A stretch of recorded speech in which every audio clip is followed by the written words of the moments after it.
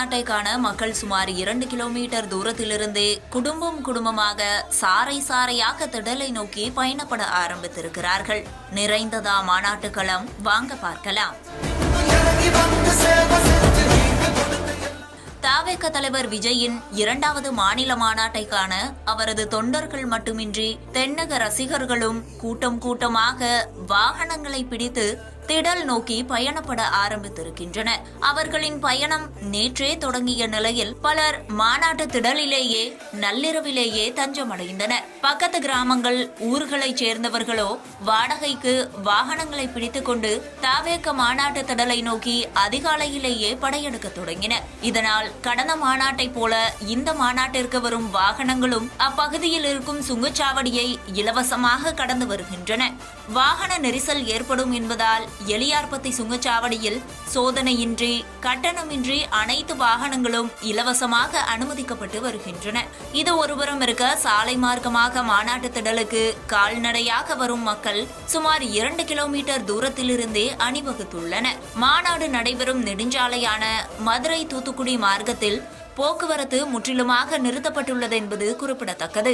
Car, van, பேருந்து உள்ளிட்டவற்றில் மாநாட்டு திடலுக்கு வந்திறங்கும் தொண்டர்களை காவலர்கள் ஒழுங்குபடுத்தி திடலுக்குள் அனுப்பி வைக்கின்றனர். வாகனங்களை முறையாக பார்க்கிங் ஏரியாவில் நிறுத்துவதையும் காவலர்கள் உறுதி செய்து வருகின்றனர்.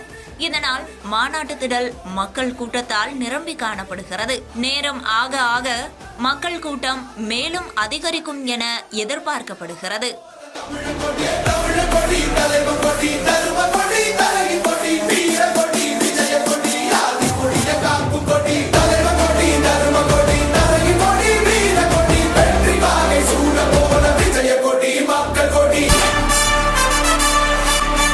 மாற்றம் தருமா மதுரை மாநாடு? என்ன பேச போகிறார் விஜய்? என் நெஞ்சில் குடியிருக்கும் என்னுடைய எகிரும் எதிர்பார்ப்புகள், அரசியல் பார்வையாளர்களின் ஆழமான அலசல்கள். விஜய் கட்சி 2026 தேர்தலில் என்ன முடிவு எடுத்தா சரியா இருக்கும்னு நினைக்கிறேன்? இன்னைக்கு தமிழ்நாடு அரசியலில் திமுக யாராவது ஒருத்தரை பார்த்து பயப்படுதுன்னா அது விஜயை பார்த்து தான். அவர் பேச்சும் தரமா இருக்கும், செயலும் தரமா இருக்கும், சம்பவம் ரொம்ப தரமா. பிரத்யேக நேரலைகள், நொடிக்கு நொடி அப்டேட் களத்திலிருந்து. தமிழ்நாட்டு அரசியலில் புதிய தலைமுறை டிஜிட்டலில் நாள் முழுவதும் மாநாடு 2.0